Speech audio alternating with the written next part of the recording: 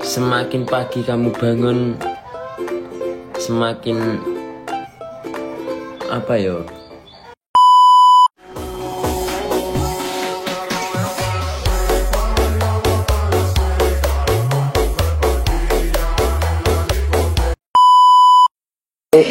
Nomornya ya termasuk adminnya ya nggak bakal bisa ketemu, nggak gampang gitu. Intinya seperti itu lah. Iya, memang kemarin memang nggak menghubungi, memang kesana kan tujuannya memang mas langsung ke sana tak antar nih kalau pengen tahu rumahnya ya wes gitu sih. Kalau nggak ketemu itu jelas orang itu nggak menghubungi admin dulu, orang bagian, orang atur waktu dulu. Itu jelas. Dapat kemarin itu ya sudah. Ayo, bagian drama. Ya ngene Pak D, iki aku sing ceritane sing wong Jakarta iki lho Pak D. Sing ceritane wong masake, wong-wong iki pendak salah paham. Keluarga kita aja ya. Keluarga kita dulu, tapi nanti kalau dirasa banyak yang nyumbang, nanti dirubah lah. Kau bisa patahkan kakiku, tapi tidak mimpi-mimpiku.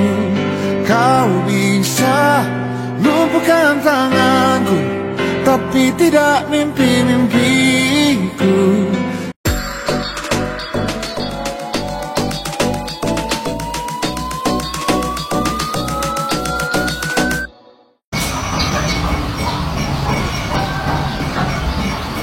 Assalamualaikum, waalaikumsalam. Sampai hari ini lagi ngapain?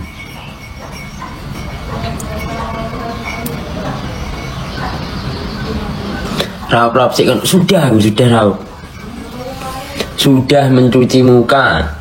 Tapi piye udah sarane wis koyo ngene iki.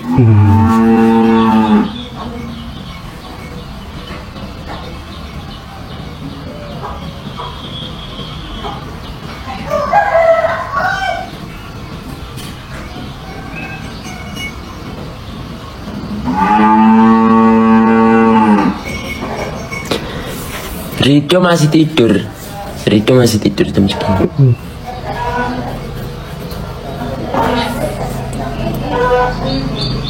Semangat pokoknya beraktivitas. Morning team siap.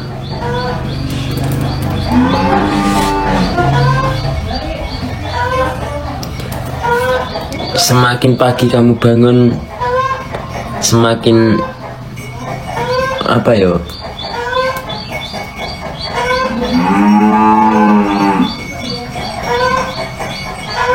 Makin apa?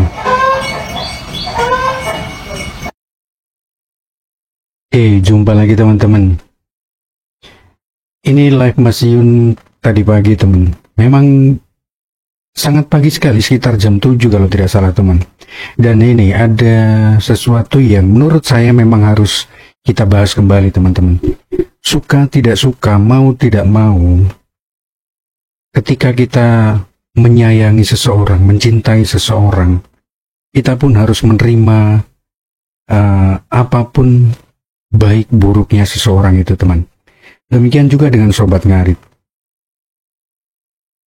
Apapun yang ada dalam wadah Sobat Ngarit, kita harus bisa menerima teman. Bukan berarti kita harus anti kritik. Apabila kritik itu sifatnya membangun, memperbaiki, saya rasa tidak ada salahnya untuk kita dengar teman. Dan ini, kita akan mendengar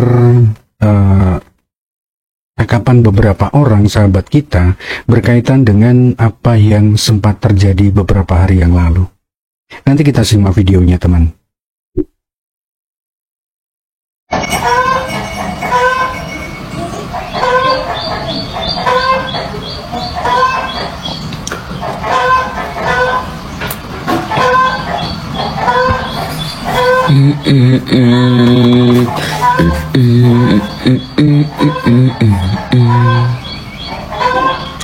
Budal mancing.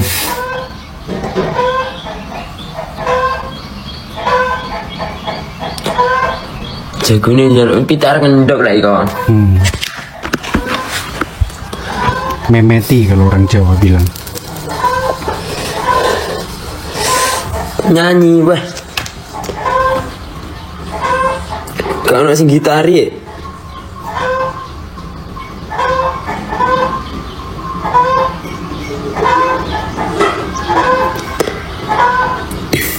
Assalamualaikum, waalaikumsalam.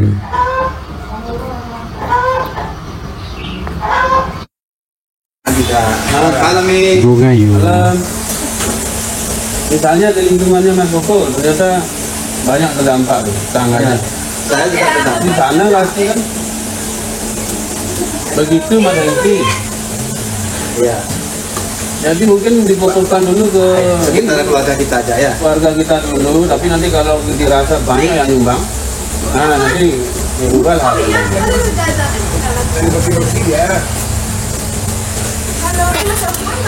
Oh di video ini dulu. Apa ini? Pasti jelek. Enggak. Kalau sudah hatinya cerah ya cerah-cerah aja. Apa? Ini video Bungayu 2 hari lalu teman. Kalau kita amati teman-teman Sobat Ngeri di Bali itu mereka konsisten untuk selalu kumpul bersama teman. Tujuannya apa? Selain untuk senantiasa menjalin silaturahmi kekeluargaan, tetapi mereka memang mempunyai kegiatan yang memang sudah terjadwal. Setiap malam minggu kalau tidak salah mereka berkumpul di base camp. Kemudian merencanakan sesuatu berkaitan dengan bakti sosial. Entah itu ke panti asuhan atau langsung ke masyarakat di jalan-jalan raya atau ke panti-panti jompo. Dan itu mereka lakukan setiap bulan teman. Bahkan terkadang 1 bulan lebih dari sekali 2 kali. Itu yang sebenarnya patut kita contoh teman. Bukan kita selalu melihat segala sesuatunya dari sudut pandang yang negatif. Kita selalu menyudutkan mereka dengan asumsi-asumsi yang sangat liar teman. Kita tidak tahu sebenarnya apa yang mereka lakukan. Kita tidak paham sebenarnya apa yang menjadi tujuan mereka.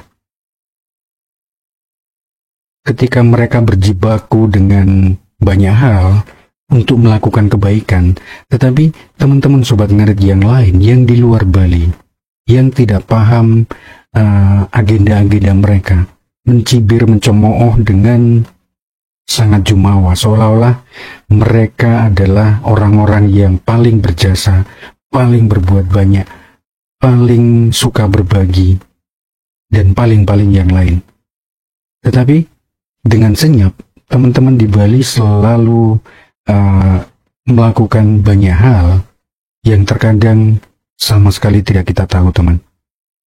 Itulah menariknya teman-teman Sobat Ngeri di Bali.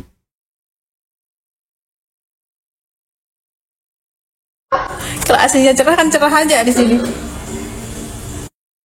Kau bisa Nah ini. patahkan kakiku, tapi tidak mimpi-mimpiku.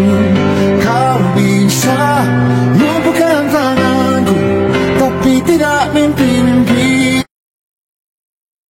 Teman-teman pasti sudah sangat familiar dengan kaos yang dipakai oleh Uya Kuya ini teman. Dan kita tahu bahwa beberapa waktu lalu ketika rumah dari Uya Kuya menjadi salah satu sasaran penjarahan teman-teman. Dan terus terang itu sangat disayangkan oleh banyak orang. Karena kita tahu Uya Kuya menjadi kaya raya, menjadi seperti saat ini bukan karena beliau masuk menjadi anggota DPR teman. Sebelum anggota DPR, Uya Kuya sudah sangat kaya raya teman. Dan mungkin kita hanya menilai dari sudut pandang yang sangat sempit teman. Banyak teman-teman yang sebenarnya terprovokasi oleh aktiviti yang sangat mendiskreditkan orang-orang tertentu teman. Dan itu sangat diwajar, sangat bisa dimaklumi. Karena kalau kita lihat aksi demonstrasi beberapa minggu yang lalu, itu tidak sepenuhnya murni dilakukan oleh teman-teman mahasiswa, teman-teman ojol, teman-teman buruh, tetapi ada sekelompok orang yang dengan sengaja memanfaatkan momen itu untuk membuat kegaduhan, teman. Untuk menyulut emosi demonstran. Dan ini, ketika rumah Uya, kemudian termasuk mantan Menteri Keuangan, Ibu Sri Mulyani, di situ banyak sekali kejanggalan yang terjadi, teman-teman. Mereka yang menjara itu sepertinya memang sudah terkoordinir, teman. Sudah ada koordinasi dari seseorang yang entah siapa itu. Dan rumah Uya menjadi salah satunya, teman. Dan ini, ketika bertemu dengan Papi Tom dan Mami Hesti, beliau memakai kaos Sobat Ngarit. Dan kalau teman-teman ingat, ketika Papi Tom turun menemui para demonstran di Surabaya, memakai kaos Sobat Ngarit juga, teman. Artinya apa? Apakah Papi Tom membawa Sobat Ngarit ke ranah politik? Saya rasa tidak, teman. Papi Tom ingin menunjukkan bahwa ini, saya adalah bagian dari Sobat Ngarit. Saya adalah rakyat kecil, rakyat biasa, ketika berada di luar gedung DPR. Dan ketika di dalam gedung DPR, beliau adalah wakil rakyat.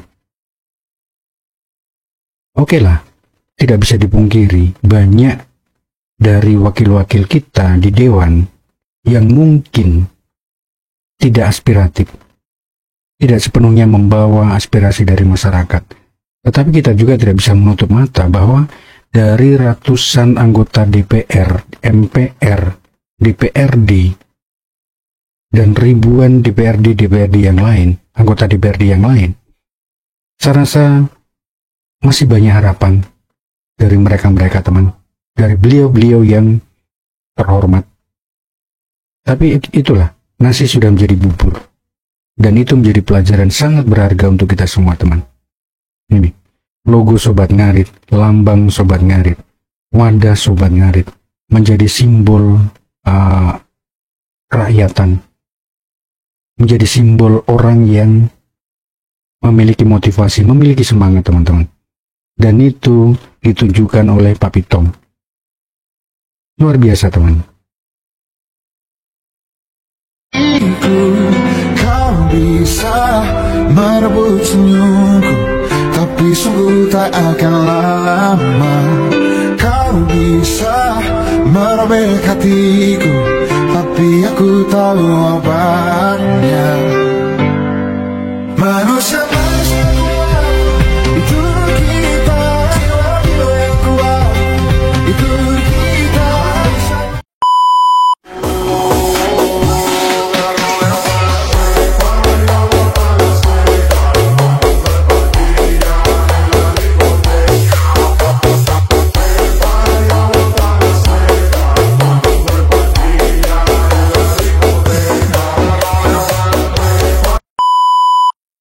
Nomornya ya termasuk admin ya nggak bakal bisa ketemu gampang.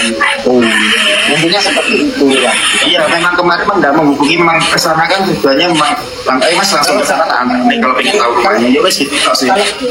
Iya, kalau nggak ketemu itu jelas orang itu nggak menghubungi admin dulu, orang bagian, orang atur waktu itu jelas. Itu jelas.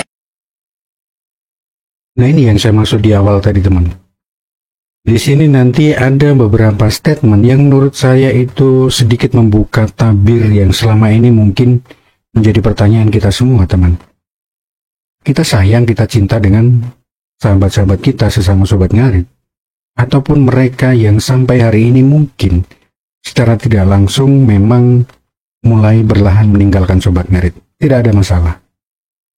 Tapi paling tidak ada statement yang atau pernyataan yang sedikit membuka atau memberi jawaban terhadap apa yang selama ini menjadi pertanyaan kita semua. Dan ingat, Sobat Ngarit tidak pernah anti kritik. Begitu juga dengan Mas Yun. Kalau ada segala sesuatu yang dirasa melenceng dari apa yang seharusnya, tidak ada salahnya untuk kita ingatkan, teman. Begitu juga dengan Mas Yun. Karena Mas Yun sendiri sudah berulang kali menyampaikan, saya bukan orang baik. Dan saya tidak ingin lebih besar dari Sobat Ngarit. Meskipun banyak yang menyampaikan bahwa sekarang Mas Yun meninggalkan Sobat Ngarit, tidak ada masalah teman, itu adalah statement mereka. Tapi yang kita lihat adalah manfaat dari Sobat Ngarit sampai hari ini masih sangat luar biasa teman-teman. Ya berarti kan ya tugas saya sudah selesai toh Pak D. Karena diminta tolong. Ada hubungannya kalau sampean dijaluki tolong terno aku ndak omahe karena sampean tahu omahe ya wis sampean terne sebatas ya sudah itu. Tugasnya di situ. Dan saya tidak menjanjikan sama sekali untuk bisa ketemu. Ya sudah mengukurkan kewajiban saya sebagai ya dijalui tolong keluarga ya wis lah gitu. Tapi kan live ke Mas Haris, tukang ngarite. Posisi itu aku nggak ngerti Mas Ibu. Aku nggak ngerti, aku soalnya dalam perjalanan naik itu live. Nggak ngerti itu. Live di rumahnya. Ya kalau masalah itu aku wis di luar apa ya Mas Ipong ya, di luar konteks sih. Sepenting karena tujuanku di dalam hanya mengatakan aja ya sudah, wis itu mengukurkan kewajiban saya. Saya tidak menyalahkan sikap, sih karena penting tujuanku ya sudah ya wis sudah. Gitu. Enggak, kalau saya tuh gini, Mas Haris. Saya itu berhenti tentang SN itu setelah kejadian di Jombang itu. Saya sudah berhenti tidak menyangkutkan SN. Setelah itu saya nggak membuat VT tentang SN waktu itu, sudah selesai saya. Ya dari Jombang itu Mas Ipong tahu. Nah, kalau yang lain-lain saya nggak peduli saya. Terus kemarin itu dapat kabar seperti itu, walah sudah. Saya selama ini kan intinya sangat menghormati Mas Adit itu toh. Selama ini saya sangat menghormati. Mas Haris masih takut di tengah. Tutup akun Mas Haris, kenapa alasannya? Tutup akun satu, karena saya ingin hidup tenang. Iya Pak Ibu. Hidup tenang nanti, karena jujur Pak Ibu, saya pun besar di akun utama Plataki itu besar membawa konten Sobat Ngarit mulai sudah setahun pas. Besar di situ saya. Dan hasilnya aku tak buat untuk Jumat Berkah, saya tidak mengambil berapapun full Jumat Berkah. Makanya aku tutup akun, jadi tidak dikira nanti pansos atau gimana aku tutup akun. Ini adalah akunku yang kedua, full mancing dan tidak membawa bendera apapun. Aku full kontenku mancing, jadi tidak ada hubungannya sama sekali. Jadi kalau selama di Sobat Ngarit tidak tenang sampean Mas Haris? Tenang Pak Ipong. Katanya barusan pengen hidup tenang, jadi tidak berarti selama di Sobat Ngarit tidak tenang. Mancing-mancing saja ini. Gamput rumahnya sih toh. Nah, ini loh maksudnya dari awal aku tenang. Cuma beberapa bulan terakhir ini kok wis udah tenang baik. Ya toh. Daripada kok di kira umpan tuh aku yang mau toh, mendingan aku tutup akun naik. Nah iyo, dari beberapa terakhir tidak tenang ini gara-gara apa Mas Haris? Karena ada alasannya itu. Banyak faktor. Jadi tidak usah separuh-separuh. Banyak faktor. Koyok tikus ketuluk. Banyak faktor, banyak yang nge-DM. Yos DM-nya macem-macem lah, yang pansos lah, yang ingin memecah belah SN lah, bini bla bla bla bla wis. Tutup akun berarti sama kayak saya sampean, sama kayak saya berarti keadaannya. Itu belum. Itu memang aku ya seperti itu. Jadi buat teman-temannya ada 365 mandang. Mas Haris, sampean juga dianggap lingkaran setan apa enggak? Ya bisa dianggap menjadi lingkaran setan juga. Ada yang DM seperti itu, tapi yo tapi ini yo ada 370 orang memandang. Saya mau minta maaf ya toh, selama membuat konten Plataki mungkin punya salah ucapan atau apapun. Secara pribadi saya minta maaf. Terus untuk keluarga tetap menjalin silaturahmi aja. Jadi untuk Mas Ake ini tidak ada hubungannya sama SN. Ini full konten mancing itu aja. Dapat kemarin itu ya sudah. Ayo bagian drama. Ya ini Pak D, ini aku sing ceritane sing wong Jakarta itu lho Pak D. Sing ceritane Mas Ake, wong-wong iki pendak salah paham. Jadi gini ya, sing pertama kenapa saya tutup akun besar ataupun akun kecil, karena nanti dikira saya pansos ini dan itu, mendingan daripada aku dikira seperti itu, aku tak tutup akun. Ini pakai akun baru, tidak membawa konten SN, kontenku hanya konten mancing aja, itu biar aku itu tenang, itu yang pertama teman. Tapi kalau untuk masalah keluarga SN, aku tetap menjalin silaturahmi kayak Mas Ibu, Pak, itu semua tetap Pak, aku tetap menjalin silaturahmi lah. Jadi gini Pak, kejadian realnya itu kan di live-nya Bunda Sivanur itu siapa yang penanggung jawab yang menjanjikan bisa ketemu? Kan aku yang merasa, loh aku sih gawe. Jadi gini Pak, jauh sebelum hari itu dari Jakarta itu DM telepon saya, Mas Aris, aku mau main ke Tulungagung, ingin silaturahmi ke rumahnya Mas Yun sama ke rumahnya Mas Adit. Nggih, monggo. Tapi saya bilang, Mas, kalau sampai minta tolong diantarkan ke rumahnya Mas Yun, monggo saya siap. Tapi saya tidak menjanjikan bisa ketemu karena ya mungkin kesibukannya Mas Yun bla bla bla bla. Saya sudah tak sampaikan. Ya wes, akhirnya Sabtu pagi jam 3 nyampe Tulungagung, jam 4:30 saya jemput, istirahat di rumah, saya antarkan ke sana. Saya ketemu sama Utinya, assalamualaikum, terus Utinya bilang, loh Mas Aris tadi malam kok nggak ikut pengajian? Oke, ngapunten Uti, soalnya di rumah ada sholawatan, ada maulutan, jadi nggak bisa hadir. Oke, terus saya tanya, Mas Yuni wonten to Uti? Mas Yuni kitane medal Mas Aris. Ya sudah, karena yang penting kan tujuannya di sana pengen tahu rumahnya Mas Yun, silaturahmi. Kalaupun tidak ketemu ya sudah, saya nggak tahu di belakangnya seperti apa. Informasinya kan si istrinya melihat, tapi saya tidak melihat gitu. Yang tahu kan soalnya posisi ini ngobrolnya aku madep ngulon Pak, aku madep ngetan Pak, aku madep ngetan sama Utinya, terus si istrinya kan madep ke rumahnya itu loh, aslinya seperti itu. Tapi saya sudah dari awal sudah ngomong, Mas saya bisa mengantarkan. Yo kan ibaratnya ngetan Pak D, jenengi dulur, jaluk tulung, yo panggilnya tak tulung gitu kan, kata tolong tak terni toh. Tapi saya sudah bilang saya tidak bisa menjanjikan Mas untuk bisa ketemu, tapi kalau memang mengantarkan nggak apa-apa, saya antarkan. Ya sudah, menggugurkan kewajiban saya. Itu kejadiannya realnya seperti itu gitu teman-teman. Tapi katanya gini toh Mas Aris, baru nyampe dia juga baru turun dari live kan gitu toh ya? Kalau posisi itu kan saya kesana itu jam 8:30 berangkat dari rumah Mas Ipong. Saya berangkat dari rumah jam 8:30, terus nyampe sana, assalamualaikum, kalau nunggu terus Utinya yang keluar itu sih. Jadi posisinya seperti itu, realnya seperti itu. Nonton. Jadi seperti itu. Intinya ngene lho, lek RP iki lek perkara ketemu ya, perkara ketemu. Pengalaman itu dhewe. Dapat kemarin itu ya sudah. Ya paling tidak dari yang disampaikan Mas Aris Plat AG, kita bisa mengambil benang merah dari kegaduhan yang sempat terjadi di akhir-akhir minggu ini teman. Yang datang dari Jakarta adalah salah satu inisiator dari Jakarta teman. Saya tidak ingin sebut namanya. Tapi yang jelas beliau cukup banyak berperan dengan kekompakan, kekeluargaan, teman-teman Sobat Ngarit di daerah Jakarta, teman. Dan ini asumsi saya pribadi, teman-teman. Kalau tadi Mas Aris menyampaikan bahwa neneknya Mas Iyun menyampaikan kalau tidak tahu, sepertinya Mas Iyun sedang keluar. Artinya, bisa jadi neneknya Mas Yun tidak tahu kalau ternyata Mas Yun sudah ada di kandang, ada di belakang. Buktinya apa?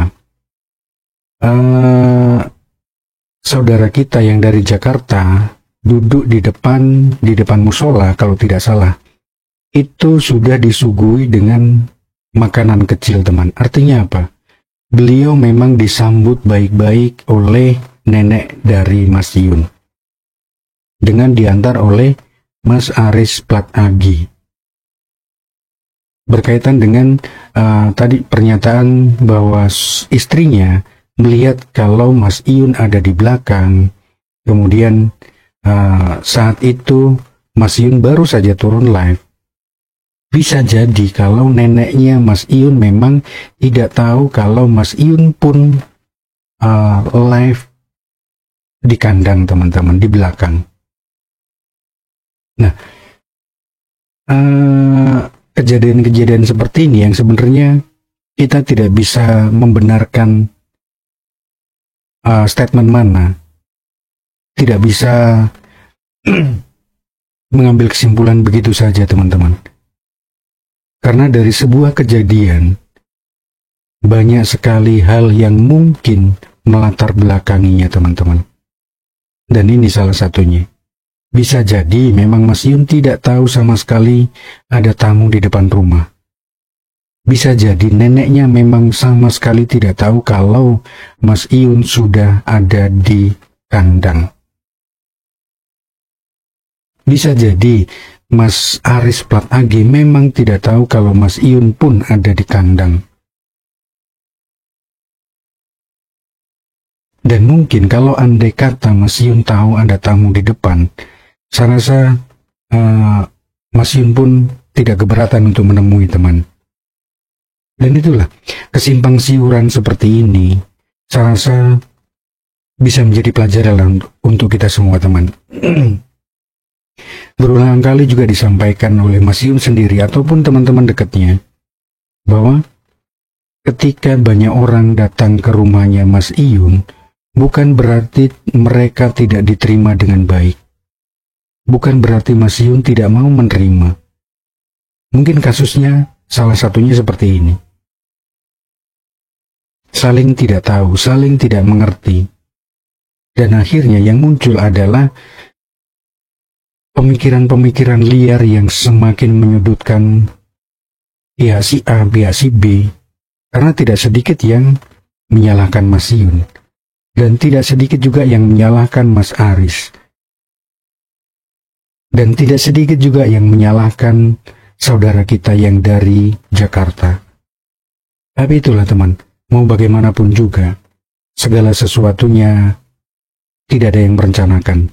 Kejadian seperti itu pun pasti tidak diinginkan oleh siapapun juga, baik dari Mas Iyun maupun saudara kita yang dari Jakarta. Kita belajar dari situ teman. Bukan berarti dengan tidak bertemu kemudian kita berasumsi liar bahwa kita memang tidak diterima dengan baik. Kalau tidak diterima dengan baik, tidak mungkin nenek dari Mas Iyun menyediakan makanan kecil ataupun mempersilahkan untuk duduk atau bahkan mempersilahkan untuk masuk. Yang dibutuhkan di sini adalah pemahaman untuk saling menghargai teman-teman. Kita semua punya privasi, kita semua punya pendapat. Tetapi ketika pendapat itu menjadi sebuah pembenaran, saya rasa kurang tepat juga teman. Oke lah, mudah-mudahan dari sekelumit cerita yang kita dengarkan itu membuka mata kita, membuka pola pikir kita bahwa segala sesuatunya belum tentu berjalan mulus seperti yang kita inginkan teman-teman. Oke, terima kasih banyak. Kurang lebihnya saya minta maaf. Salam Sobat Ngarin Nusantara, salam sak babatan, srek srek srek.